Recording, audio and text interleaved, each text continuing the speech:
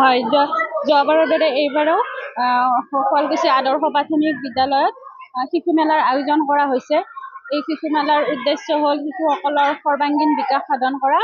শিশুসকল যাতে শাৰীৰিকভাৱে, মানসিকভাৱে, সামাজিকভাৱে, আৱেগিকভাৱে আগবাঢ়ি যাব পাৰে আৰু সিহঁতৰ পাঠসাংখ্যিক ধাৰণা, ভাষাৰ বিকাশ এইবিলাকৰ ওপৰত গুৰুত্ব দিয়া হৈছে আৰু এই গোটেইকেইটা পৰ্যায়ত যাতে সিহঁতে বিকাশ লাভ কৰে, আগুৱাই যাব পাৰে আৰু ক শ্ৰেণীৰ পৰা প্ৰথম শ্ৰেণীত উত্তীৰ্ণ হওঁতে সিহঁতে যাতে টান নাপায়, তাৰ কাৰণে এই শিশু মেলাৰ আয়োজন কৰা হৈছে।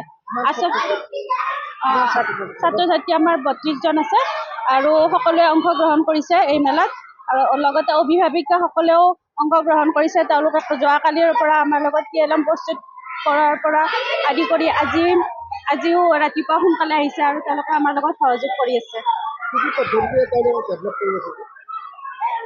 মানে সিহঁতক শাৰীৰিক ডেভেলপমেণ্টৰ কাৰণে সিহঁতক জঁপিওৱা, ৰছীৰ ওপৰেৰে যোৱা এইবিলাক কৰা হৈছে আৰু ভাষাৰ বিকাশৰ বাবে সিহঁতক কিছুমান চাৰ্ট দেখুওৱা হৈছে, তাৰে ওপৰত সিহঁতক ক'বলৈ দিয়া হৈছে।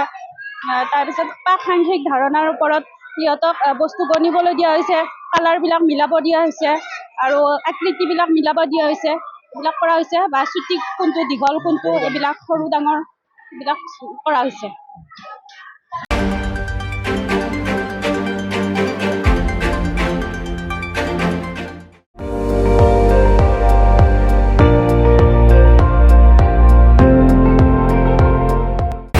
আপুনি চাই আছে ND24, সৰ্বশ্ৰেষ্ঠ নহয় সৰ্বোত্তমৰ দৌৰত।